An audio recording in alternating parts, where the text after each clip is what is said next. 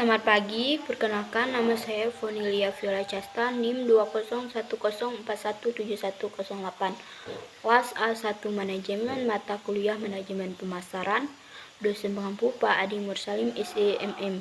Di sini saya akan menjawab soal UAS Manajemen Pemasaran. Kita masuk ke soal yang nomor pertama. Jelaskan pengertian saluran distribusi dan strategi distribusi intensif, eksekutif, selektif, serta kelebihan dan kekurangannya. Jawab, saluran distribusi adalah saluran yang digunakan oleh produsen untuk menyalurkan barang tersebut dari produsen sampai ke konsumen atau pemakai industri. Strategi distribusi intensif adalah strategi distribusi yang menempatkan produk dagangannya pada banyak retailer atau pengecer serta distributor di berbagai tempat. Teknik ini sangat cocok digunakan untuk produk atau barang kebutuhan pokok sehari-hari yang memiliki permintaan dan tingkat konsumen yang tinggi. Contoh seperti sembako, rokok, sikat gigi, odol, sabun, deterjen, dan lain sebagainya. Kelebihan, memberikan akses yang mudah bagi pelanggan. Kekurangan, banyak toko tidak akan menerima beberapa produk jika konsumen tidak suka memberi produk tersebut di tempat itu. Distribusi selektif adalah suatu metode distribusi yang menyalurkan produk, barang, atau jasa pada daerah pemasaran tertentu dengan memilih beberapa distributor atau pengecer saja pada suatu daerah. Di antara distributor atau pengecer akan terdapat suatu persaingan untuk merebut konsumen dengan cara, teknik, dan strategi masing-masing. Contoh saluran distribusi selektif adalah produk elektronik, produk kendaraan bermotor, sepeda, pakaian, buku, dan lain sebagainya. Kelebihan distribusi yang berfokus pada toko pengecer yang memiliki permintaan akan produk tersebut dan atau di mana karyawannya memiliki pengalaman menjual produk tersebut. Kekurangan karena distribusi selektif produk tersebut tidak mudah diakses. Distribusi eksklusif adalah memberikan hak distribusi suatu produk pada 1-2 distributor atau pengecer saja pada suatu area daerah. Barang atau jasa yang ditawarkan oleh jenis distribusi eksklusif adalah barang-barang dengan kualitas dan harga yang tinggi dengan jumlah konsumen yang tepat. Contoh distribusi eksklusif adalah seperti shower, mobil, dan lain sebagainya.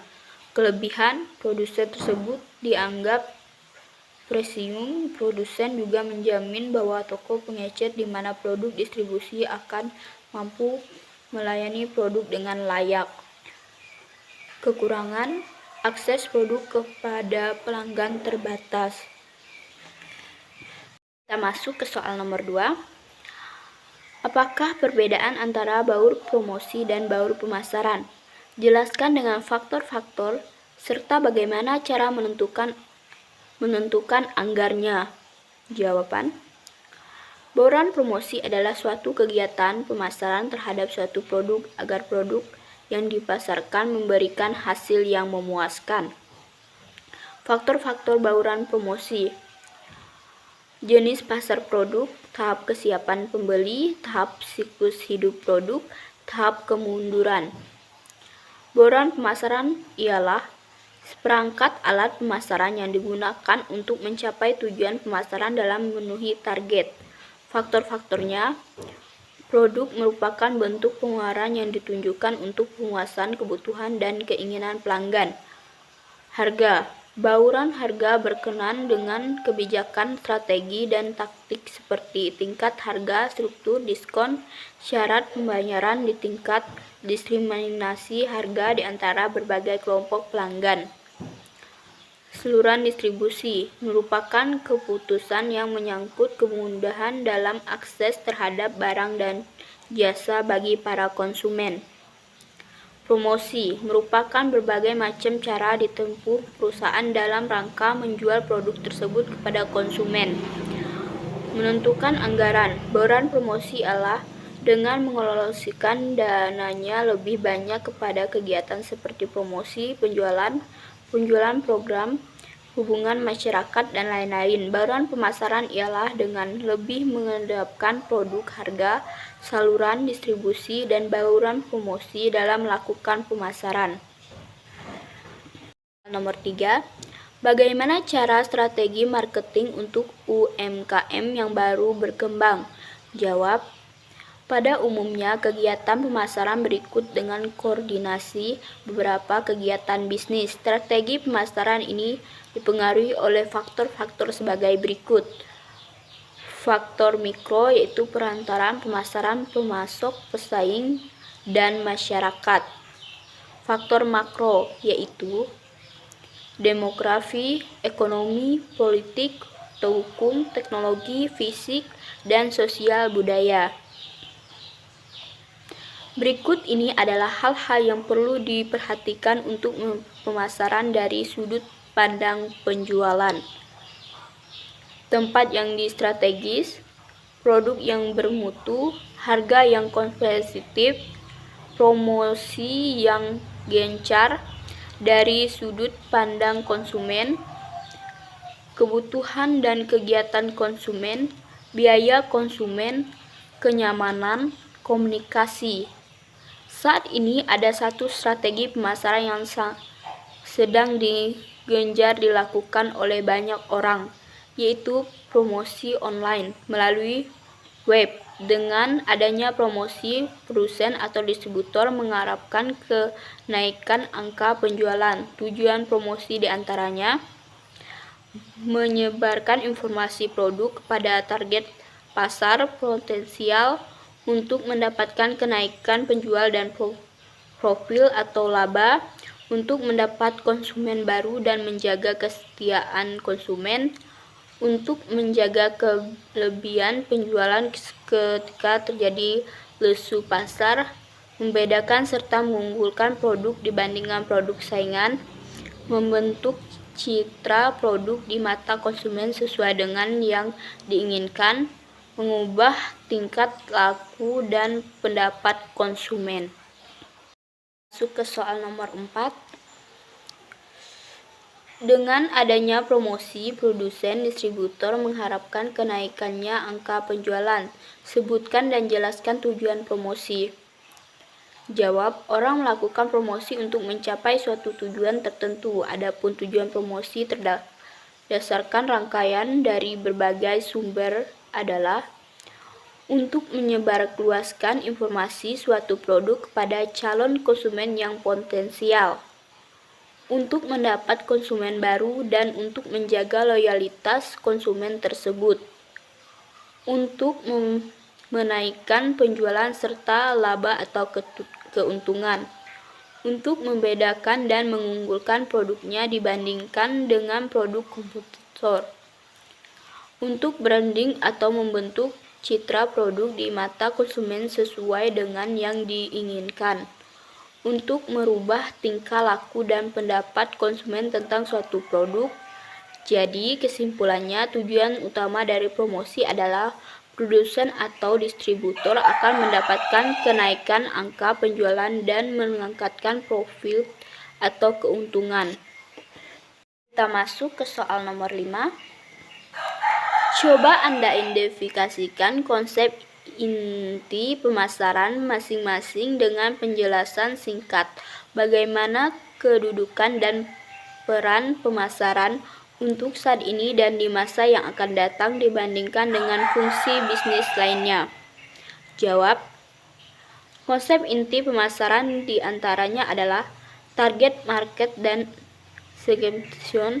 Pasar bersifat heterogen, maka pasar dapat ditentukan berdasarkan segmentasi dan pasar sasaran. Segmentasi ialah pengelompokan pasar berdasarkan variabel segmentasi menjadi kelompok-kelompok homogen. Targeting ialah menetapkan pasar sasaran. Need, want, and meet. Kebutuhan manusia meliputi kebutuhan fisik seperti pangan, pakaian, pakan, kebutuhan sosial seperti perusahaan memiliki kebutuhan pribadi seperti pengetahuan dan ekspresi diri, keinginan yang didukung dengan daya beli, maka dapat dikatakan demand. Tidak semua keinginan dapat menjadi demand jika tidak didukung dengan daya beli. Produk and service.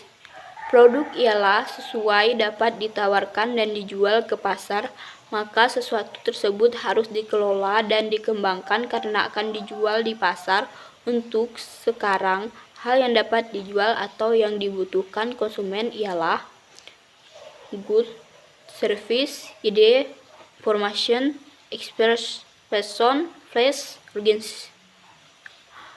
Value and nilai adalah perkiraan konsumen atas seluruh kemampuan produk untuk memuaskan kebutuhan, kedudukan, dan peran pemasaran saat ini dan masa yang akan datang.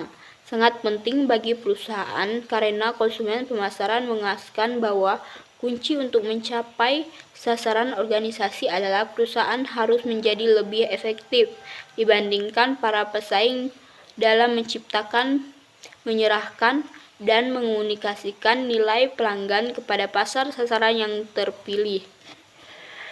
Masuk ke soal nomor 6. Bagaimana pemahaman Anda tentang segmenting, targeting, dan positioning dalam kegiatan pemasaran? Mengapa segmenting perlu dilakukan dan sebutkan apa saja yang dapat dijadikan dasar segmentasi itu? Jelaskan secara singkat. Jawaban, segmentasi pasar merupakan pembagian pasar ke dalam kelompok yang berbeda berdasarkan kebutuhan, karakteristik, atau perilaku yang menurut produk atau bauran pemasarannya berbeda. Coulter dan Armstrong 2008. Segmentasi ialah pengelompokan pasar berdasarkan variabel segmentasi menjadi kelompok-kelompok homogen. Targeting adalah proses memfiltrasi setiap segmen yang menarik dan memiliki satu atau lebih dari segmen tersebut untuk dimasuki. Coulter dan Armstrong 2008. Targeting atau dengan kata lain dapat juga disebut dengan marketing pasar sasaran.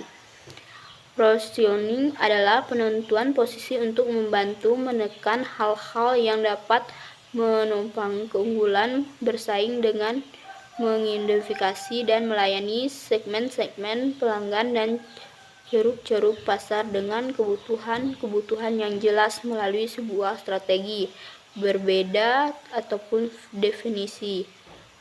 Segmentasi perlu dilakukan karena pada saat pasar dan keadaan heterogen sulit untuk mempelajari kebutuhan dan meminta pembeli pada beberapa tingkat alternatif produk pasar serta mengidentifikasi tipe pembelian yang berada di pasar.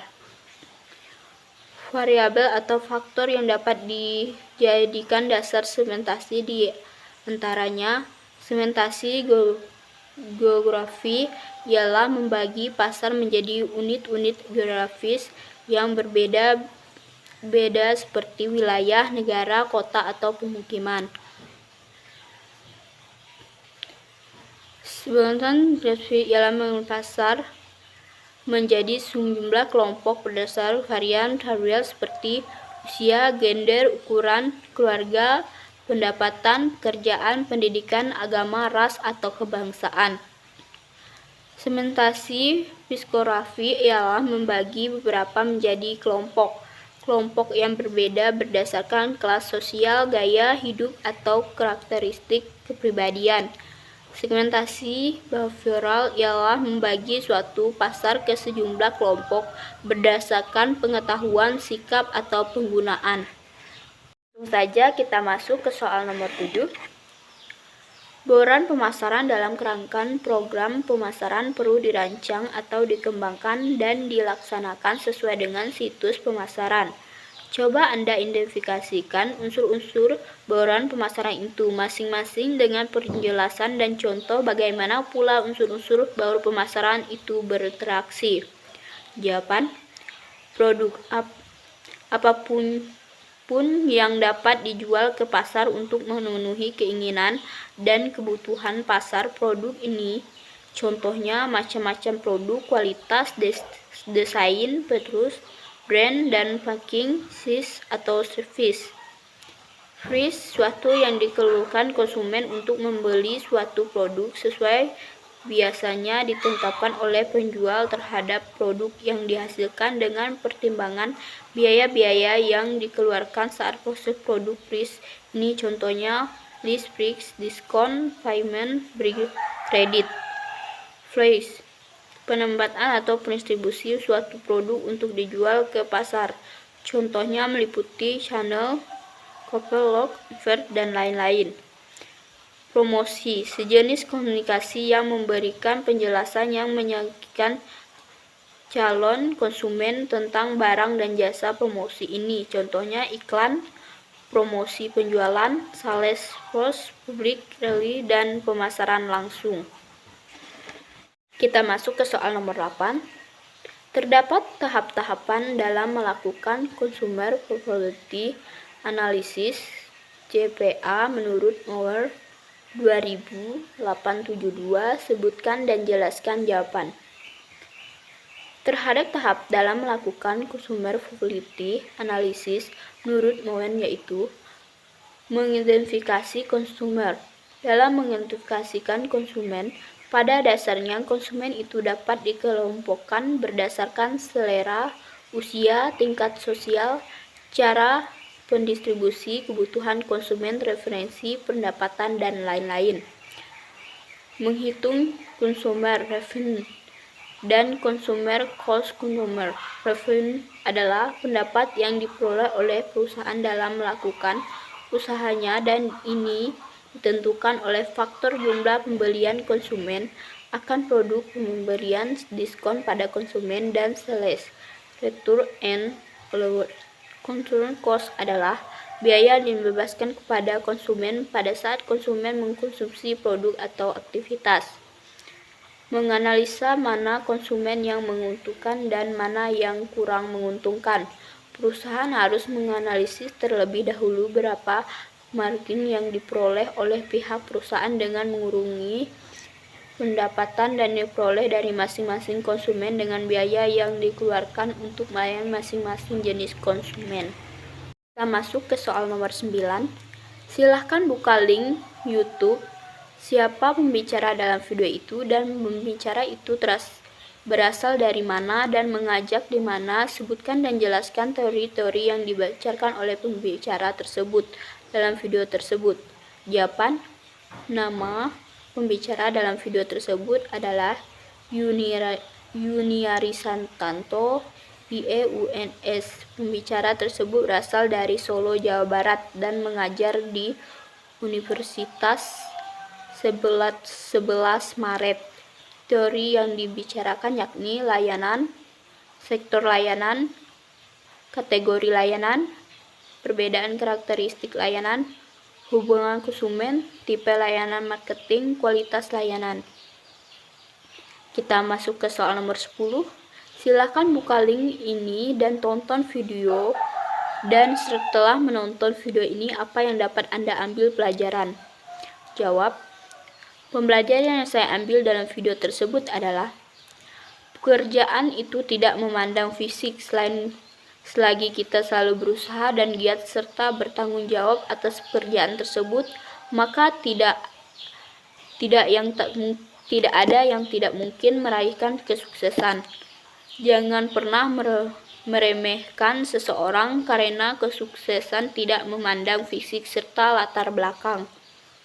Tetapi sabar dan harus kuat serta giat dalam menjalankan kehidupan, apalagi dalam dunia bisnis, karena usaha dan kerja keras tidak akan mengkhianati hasil.